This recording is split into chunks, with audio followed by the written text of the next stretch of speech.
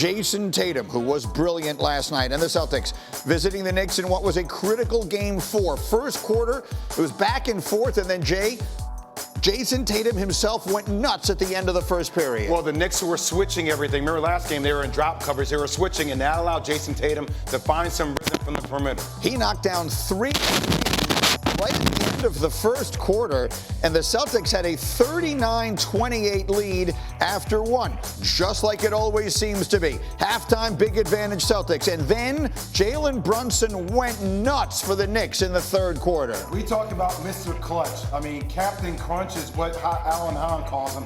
Just went on an absolute tear. Look at that. That's a mouse in the house, and he's the mouse. A little later, Knicks are down by 4. More from Brunson over Derek White. Knicks down 83-81. A minute left in the third. Same score. Brunson, another jumper over White. Now it's the corner for OJ Anunoby. Celtics scored 23 points in the third. Brunson himself scored or assisted on 25. Knicks up 3. Now 6 minutes left in the fourth. Celtics down by 3. Tatum, my goodness, was he good in this game. Double dribble. He had 42 points. The game is tied. Next position. It is the Knicks untying it. Anunoby knocks it down. Knicks by 3. 4 minutes to play. Knicks lead is 3. Brunson crossing over Horford. Brunson had 39. Knicks up 5. Next possession. Mikal Bridges into the painted area. Knicks by 7. Then out of a timeout. Here's the moment. Celtics possession. Jaylen Brown, we got a loose ball. Pay no attention to Anunoby and the slam dunk. That's not the important part of the story. Knicks up 9, but it's Jayson Tatum goes down. UD, what do we see in his leg? I mean, as soon as he goes for the ball, you see that flex area gets overextended, and I think right now that looks really bad for Jayson Tatum, and I hope he's okay. Prayers out to him, but that looks like an Achilles to me. Really bad. You can see when the player has that emotion, you see the tears in the wheelchair. That's not because it hurts so much. It's because he knows how badly hurt he is. A devastating moment for one of the league's best players and the defending NBA champions. He's taken off. Again, the Knicks win at 121-113. They take a 3-1 lead in the series. And afterwards, the Celtics were stunned.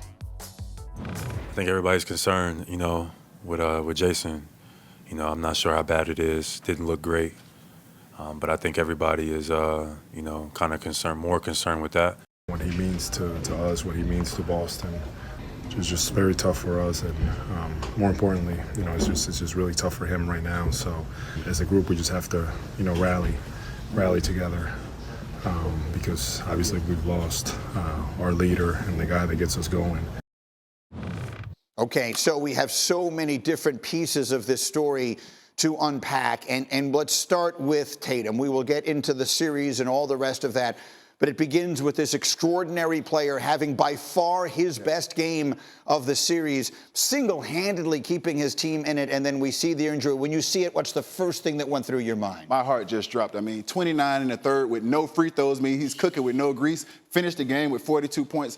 And immediately when I saw it, I said, this series is over for the Boston Celtics. That's where I went with it, after my heart dropped.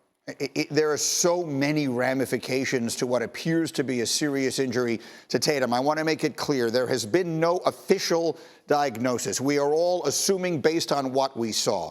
But certainly, if it is what it appears to be, and there'll be an MRI today, the ramifications of this are extraordinary, and they extend well beyond the series. Alan, what was your take? You were there, you saw it, you felt the energy in the building. What do we say about the Tatum injury? Yeah, it was in that point, remember, there was just 3 minutes to go. The Knicks had taken a 9-point lead off that steal by Anunoby, and anyone that thought, okay, that's the dagger, the game's over, you're crazy.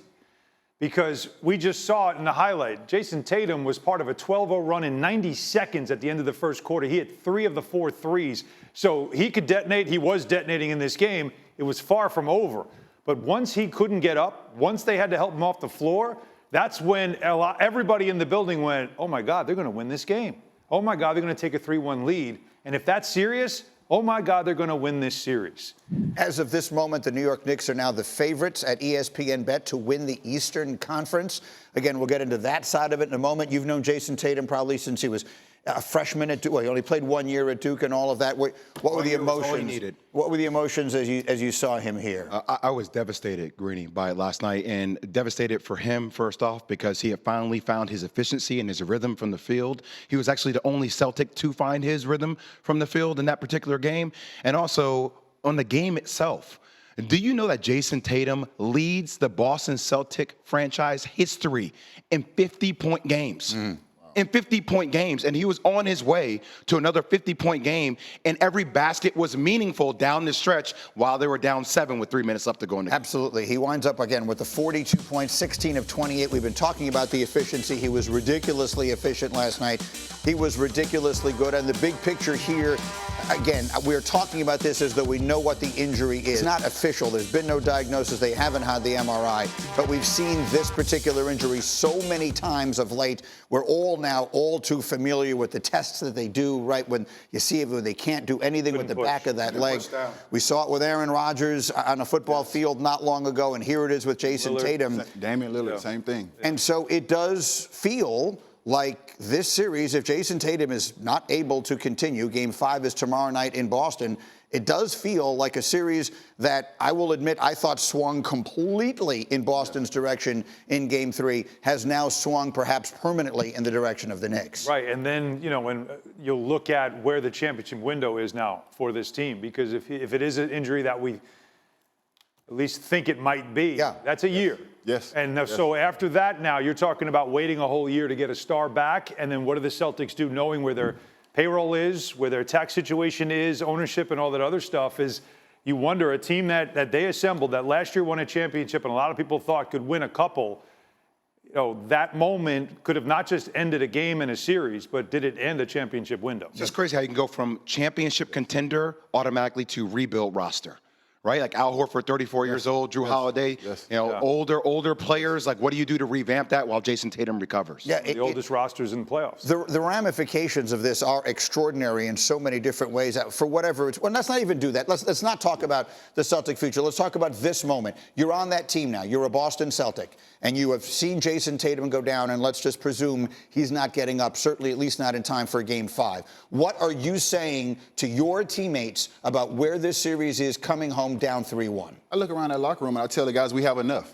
We take it one game at a time. We have enough to get one game at home in front of our home crowd. And that's all we worry about. We don't worry about anything else but taking care of that one game. We have championship DNA. We have coaches. We have leadership. We have everything we need to get one game alone. And if I told my team we go home and all we need is one game, I got to believe that everybody in that locker room feels like we can get one game no matter who is out. And UD, there's a great commercial out that Jayson Tatum is Superman. Okay, it's time for the Batman. Like, it's time to get dark and gritty. Say it again. Right? It's time for Batman. Jaylen Brown, Batman, dark and gritty. Time to do all those things and take it one game at a time. And also keep in mind, the Celtics haven't won a home game in this series yet. Right. And that is also a little bit of pride on the line for them to make sure if we're going down, we're not going to have it happen at home. So what you saw in Game 3 was a desperate Celtics team. The Knicks have to expect to see the same thing in Game 5 in Boston, in a raucous atmosphere of a team that does not want to just give up and lay down. They're not going to do that. And so that Game 5 is going to be an epic watch. Can I just do this for 1 second? Bravo to New York. Yeah. I know we're talking about Jayson Tatum. I know we're talking about the Celtics, but just wow. Bravo to New York. Actually, their defensive strategy worked. Like, they were in drop coverage last game, right? They switched this game, and they baited the Celtics into taking a lot of threes. And Jayson Tatum was the only one in rhythm. Nobody else was in rhythm. Nobody else. It was a great game plan. There was rhythm in that first quarter, because that first quarter looked like Derek White. Yes. That looked like the same script as all the other games. You got to be patient with it. The Knicks went in to go, well, we got to get off to a good start. Next thing you know, they're down 10. They got off to a great start. It's a better start than the first 3 games. But the difference is that they showed more resiliency. They did not let it affect them. Their early misses, they kept playing hard. They actually had a lead, and then Tatum went crazy into that first quarter. But from the second quarter on, the Knicks outscored them by 19 points the rest of the way. The difference was that we've been saying it all along. We haven't seen vintage Jalen Brunson carrying his team in this series. He's had huge fourth quarters in the first 2 games. Last night, and we showed you in the highlight what he did in the third quarter, we scored 18 points in the third. Jalen Brunson had one of, if the Knicks go, look, it's so premature at this point, it's ridiculous. They haven't even won this series yet, and they will face a very tough Indiana team, we would assume, next, that knocked them out a year ago. But if the Knicks should make some sort of run that gets remembered for a long time, time. That third quarter, UD, that Jalen Brunson had last night is going to live forever in the memory of the fans of this team. I mean, I don't know if people know this, but Derek White and Drew Holiday are two all-world, all-defensive players. Yeah. You would think when Joe Mazzulla puts those guys on somebody, you can eliminate that guy out of that matchup. Nah, not with Brunson. He's taking advantage of those guys. He's getting the paint. He's getting the three. He's getting switches against Al. He's taking advantage of that. So he's scoring from all three levels right now. How's he? Let's get into that specifically. How is he doing it? Because you do watch him, and it had been bothering him in this series. Jalen Brunson, who is a spectacular player, all NBA, all the rest of that. This has been a terrible matchup for him for exactly the reason you're talking about. The Celtics are big and athletic enough at that position that they can go at him in waves, and they make it tough for him. How did he do it last night? Surprisingly enough, he's going straight through Derek White's chest. He's going at him. And on Drew Holiday, he's getting angles going downhill, put him in a pick and roll. He gets him on his back. So from all three levels, he's been effective. Now, if you just give him space, he's ISOing Big Al if they switch to pick and roll. So no matter what they do, everything is wrong against him. How about the angles? You were talking about the angles from which he scores. This dude has amazing shoulders. Yes. Pause. But you know what I mean, right? Like, it's just, he gets lower to the ground, and when he hits you with one of these, he doesn't extend his elbow. He bumps you off of your spot. That's what Jokic does. Jokic dislodges you. And that's what a 6'2 guard is doing to other guards. He dislodges them off their spots defensively. And by the way, he's making a degree of difficulty. These are 10. That was a review. These are 10 shots that he's making. Yes. So the Knicks take a 3-1 series lead. The overwhelming storyline is the injury to Jayson Tatum. It takes so much of the steam out of the conversation, but certainly the series goes on. We will have much more to say about it as we go. Jayson Tatum lighting up the guard. He was Superman in the first half. A Brunson barrage here in the third quarter. The clutch player of the year. Absolutely brilliant. Brunson unstoppable. Tatum unguardable. Anunoby throws it down, and Tatum is hurt. And this could change everything. Obviously, the loss is huge. This series is now 3-1 in favor of the New York Knicks. But we got to get ready for Game 5, so we'll put together a game plan to come out on our home floor to keep the series alive. A night of supreme drama in so many ways at the Garden last night. And so, in the end, the Knicks have a 3-1 lead in the series despite leading for just under 25 total minutes. It is by a wide margin the fewest time led by any team to lead a playoff series through 4 games since we've been keeping track of this, which goes back to 1998. And so, as I said, we've come all this way and not yet really pointed out the most important thing about the series. At ESPN Bet Sportsbook right now, the New York Knicks are the favorites to win the East, and they are second favorites to win the championship behind only the Oklahoma City Thunder. The Knicks entered these playoffs at 30-1 to win the title. That ranked 7th among all teams. You don't know how to feel right now. You don't know how to feel with those expectations. Alan, you cover the Knicks on a regular basis. I mean, you and I are old enough that we go back. The last time the Knicks were even in a conference final was the year 2000. The last time they were in an NBA final was the strike-shortened year or lockout-shortened year of 99 when they lost in 5 to San Antonio. Before that, they played Houston with Ewing against Olajuwon in 94. Before that, the last time they'd been in the NBA Finals was 1973. So we are talking about a founding cornerstone franchise of the NBA that right this minute feels about as close to a shot at a title as it has in, at minimum, a quarter century and maybe more. Think about all you said. They have never had these kind of expectations in high-definition television. Think about that for a minute. Everything they've done was standard definition, right? Like, that's how long ago. I don't know if there was an internet the last time. It was dial-up. The internet was in its You've got mail. Infancy. Yes. That's how long ago we are talking about. Yes. Wow. And this is what they've been building to. Now, again, the plan as they were building this team and the big moves they made in the offseason was to eventually get to a level where you can compete for a championship. I would tell you that even in that organization, they weren't expecting anything this quickly. They had to obviously build out the bench. There was some building still more to do. They thought they got closer. The regular season told them not yet.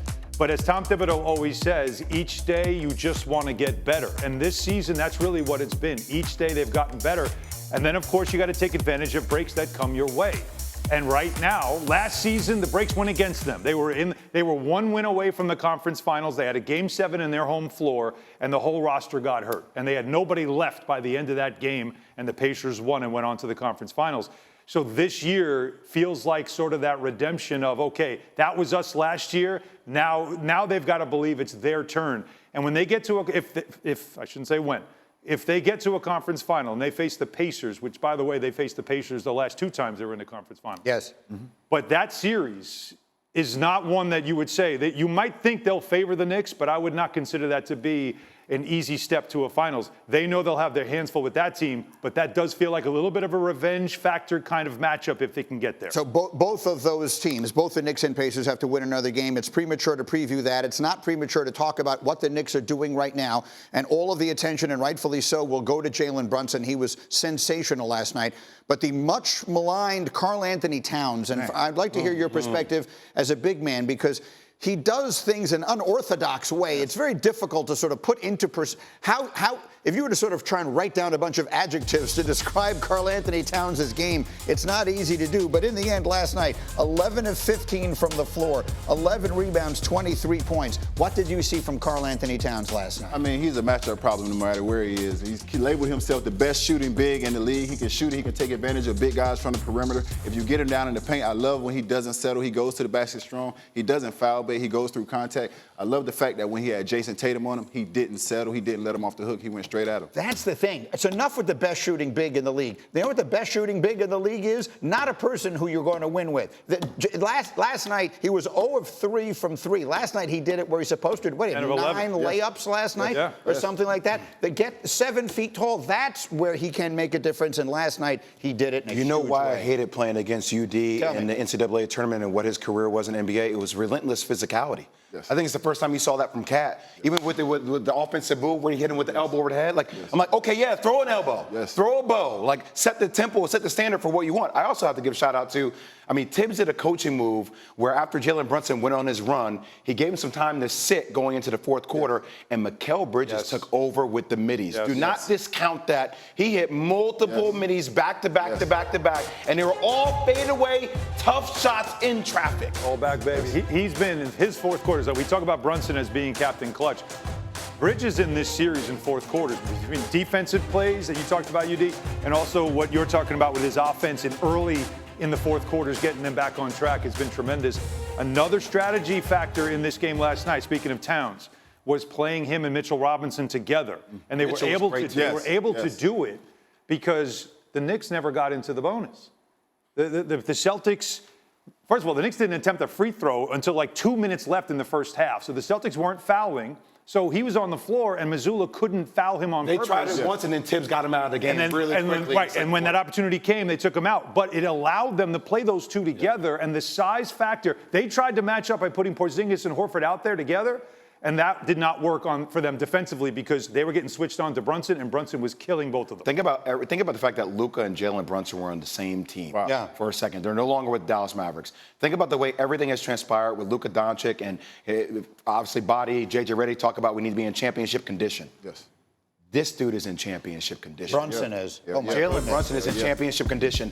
Jalen Brunson is the bona fide leader of this team who comes in early, stays late every single day, takes the physicality, plays through it. You never question his heart or his will on either end of the floor, do you? And the true definition of conditioning is not how fast you get tired, how fast you recover. When I looked at that last game and I saw him leaning over, I thought Jalen Brunson was done. When he came back the last game, he was the energy was up. He really stood on business. So to your point, his conditioning is top notch. Let me put up C6 here. Jalen Brunson has 301 points and 80 assists in 10 games of this postseason. He is the 7th player. Look at the names on that list. Oh, man. He is the 7th player to average 30 points and 8 assists through his first 10 games of a postseason. If I'm not mistaken, every name on that list was on the top 75 except for Jokic, who clearly will be a first ballot Hall of Famer.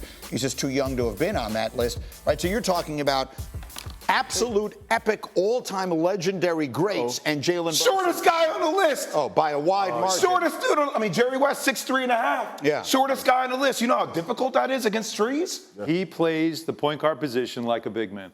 Yeah, he does. He uses his size, he uses physicality and footwork. It's like Hakeem Olajuwon in a guard's body. But I will tell you one thing about him being so physical is he knows how to draw fouls. And as a defender, that is a nightmare when the person is actually initiating the contact, and then when you try to get physical back, boop, it's a foul, and he goes to the free throw line. There's a mental side of that as well. Well, Not taking nothing away from what Jalen Brunson does and who he is, but that also impacts the defender That's as a well. part of his game. That's a part of what makes him effective. When I sat courtside game 3, I literally heard a conversation between Derek White and the referee.